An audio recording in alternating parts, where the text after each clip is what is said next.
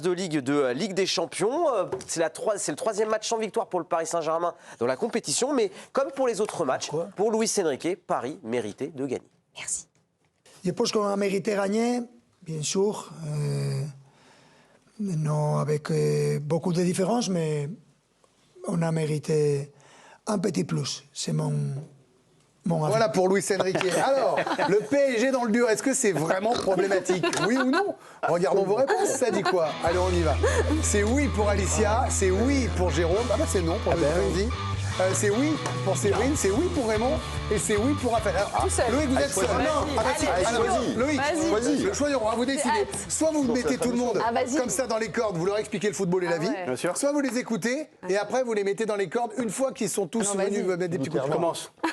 Allez. Non, Ça, c'est l'ego qui parle. Mais bon, non, mais c'est assez simple en fait. Écoutez tous. On se souvient tout simplement pas de la saison dernière. Mais c'est vrai Ben oui, mais c'est l'argument massif par rapport à ce qu'on voit aujourd'hui du PSG. La saison dernière, avant le match de Manchester City, même après, on ne se doute pas une seule seconde de ce qui va se passer derrière avec le Paris Saint-Germain. Mais pourquoi vous voulez que ça fasse bis repetita? Mais pourquoi pas? Qu'est-ce qui vous prouve que ce sera bis repetita? La confiance de Luis Enrique, déjà. Je trouve qu'il a un discours qui se tient en disant qu'il n'a pas pu aligner sa grosse équipe depuis le début de la saison et qu'il est confiant sur le fait d'y arriver quand ça va compter.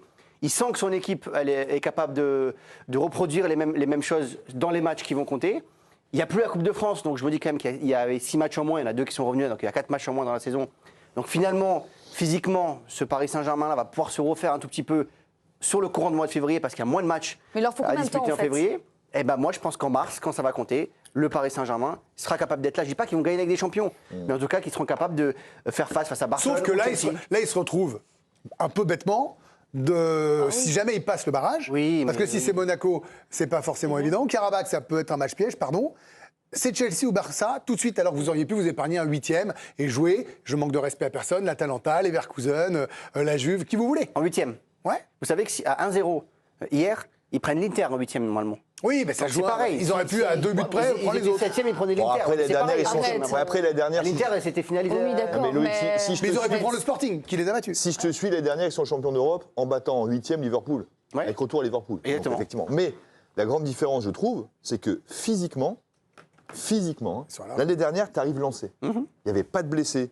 C'est des avions de chasse sur le terrain. Et par rapport au jeu que demande Luis Enrique, je m'étais dit effectivement, s'ils commencent à mettre des pions quand ils ont les occasions, ça ne va pas être pareil. Et si Donnarumma fait des arrêts, là, cette année... Il n'y a pas d'arrêt, pas de pion, c'est ça que vous dites? Non, mais c'est-à-dire que physiquement, après, je les exclue. Enfin, on en parle toutes les semaines. Quand tu as peu de préparation... Hier, il faut un quart d'heure. Le premier quart d'heure, c'est exceptionnel. Mais c'est un quart d'heure. Oui, mais c'est exceptionnel. Mais c'est pas suffisant. Mais physiquement, par rapport au jeu de Luis Enrique et par rapport à ce qu'ils attendent d'ici au mois de mai, moi, mon interrogation, elle est là. Les blessés, on dit à chaque fois, mais toutes les semaines, t'en as un. Mais je trouve qu'on repousse sans cesse les limites du. Ils vont monter en puissance. Voilà. Le match va aller mieux au prochain. En octobre, vous allez voir dans une semaine. Et à l'arrivée, vous êtes sorti du top 8. C'est une réalité quand même. Oui, mais sorti du top 8, ça veut rien dire. C'est 2 matchs en plus, franchement. Je suis désolé, Monaco et Karabakh. Non, mais c'est ça plus ça. C'est pas Monaco ni Karabakh. Mais jouer à Chelsea le retour ou à Barcelone en 8e, tout de suite. Mais en fait, c'est. Ah oui, si en 8e, vous voulez taper un tout petit club. Moi, le côté, il faut battre tout le monde, j'y crois pas. Vous battez qui on vous propose. C'est mieux si vous jouez les gros un peu plus tard. Sur la dynamique et notamment sur l'efficacité offensive, on a quand même l'impression en Ligue des Champions que Paris fait la saison inverse de la saison dernière. C'est-à-dire qu'ils ont démarré fort, c'est la colonne des droites. Les 5 premiers matchs de C1 cette saison où ils étaient quasiment à 4 buts par match, c'était 1 but tous les 5 tirs et c'était 19% des tirs qui étaient transformés en but. Là, les 3 derniers matchs, Bilbao, Sporting et Newcastle, c'est moins d'1 but par match, c'est 1 but tous les 36 tirs et c'est seulement 3% des tirs donc convertis en but. C'est quand même problématique. Ils ont été sur une dynamique en janvier où c'était plutôt l'inverse qui se produisait dès le mois de janvier de la saison dernière. C'est exactement ça. Ton premier argument est tout à fait mauvais, Loïc, parce que...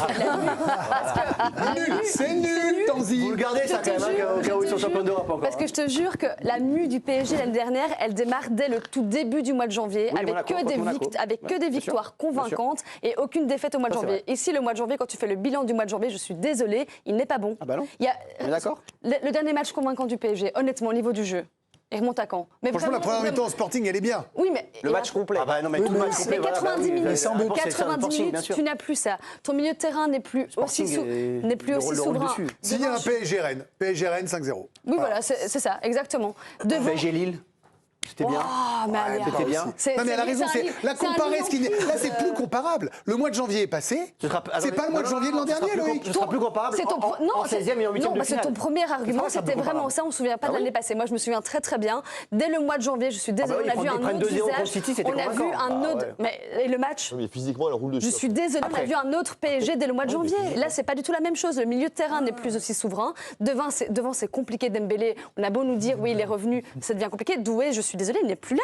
C'est plus le même Doué. Parlons-en de Doué, dit Alicia. Oui, merci Séverine pour la passe décisive. Copines, hein. Il commence, bien sûr, il commence à cristalliser les critiques Désiré Doué. Il était attendu comme l'une des principales armes offensives du Paris Saint-Germain sur cette deuxième partie de saison.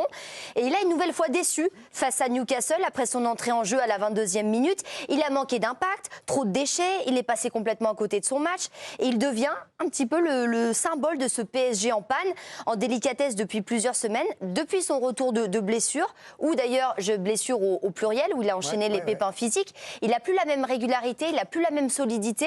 On attend toujours son réveil. La pépite qu'il était, on se souvient notamment c'était l'homme de la finale de la Ligue des Champions. Des doutes, des interrogations qui commencent à faire surface dans la presse.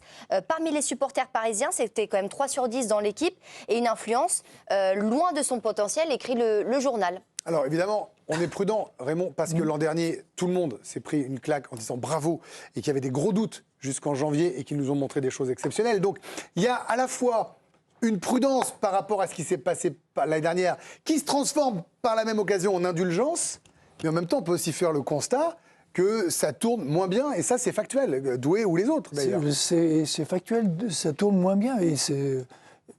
Moi, c'est le problème du gardien de but. Je dis l'année dernière, c'était Donnarumma qui faisait des miracles. À partir de janvier. À partir de janvier. Non, à partir de février, Raymond. Il rate son match contre Liverpool à l'aller des huitièmes.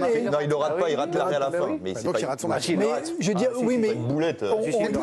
pour moi, il y a un Écoutez-vous. Il y avait un vrai potentiel d'un gardien de but de haut niveau. Il est champion d'Europe. Et là, j'ai pas ce sentiment-là. Donc déjà, il y a un petit moins. Il y a quelques joueurs. Dembélé, j'aimerais bien qu'il revienne.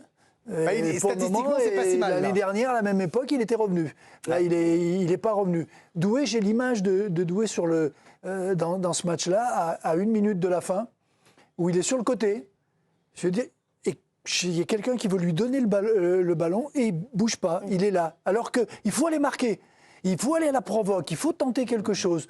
Il se contente de remettre. C'est sûr qu'il est. Il y a un truc qui m'étonne. J'ai l'impression que Luis Enrique, il avait ouvert le parapluie, ça c'est sûr, mais comme s'il l'avait senti quand il a commencé à dire avant le Sporting, mais si on n'est pas dans le top 8, on a 2 matchs de Coupe de France. Vous voyez ce que je veux dire, comme s'il sentait que son équipe était moins bien, n'allait pas être capable de terminer. Au contraire, il disait que avec la relecture, lui, il pensait physique. Il pensait plutôt que son équipe physiquement aurait besoin de jouer 2 matchs en plus à ce moment-là, pour les retours de blessures notamment. Donc, les mecs ils sont là. Donc ça veut dire qu'il sait très bien. Il n'y a aucun doute. Désiré Doué, il est à la rue physique. Donc là, ce soir, là aujourd'hui, au club, pas de panique sur le fait de ne pas être top 8. Mais non, parce que on va dire le match d'Hakimi hier. C'est pas que ça. Hakimi, on voit bien qu'il n'est pas revenu physiquement. Doué, il n'est pas revenu physiquement. Il y a quelque chose qui vous prouve qu'ils vont revenir vraiment à fond. Il y a l'année dernière. Mais c'est possible. Mais l'année dernière, rappelez-vous des matchs, on avait les débats. Alors effectivement, efficacité, c'était parfois, jusqu'à mars, catastrophique. D'ailleurs, Liverpool à l'aller, parlons-en. Offensivement, tu as, je crois, 14 occasions. Le match était extraordinaire, mais ils n'en mettent pas une.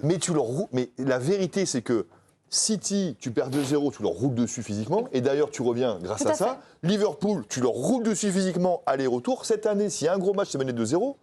Je suis sûr de rien, quoi. Non, bien sûr. Mais après, ça va être passionnant à vivre.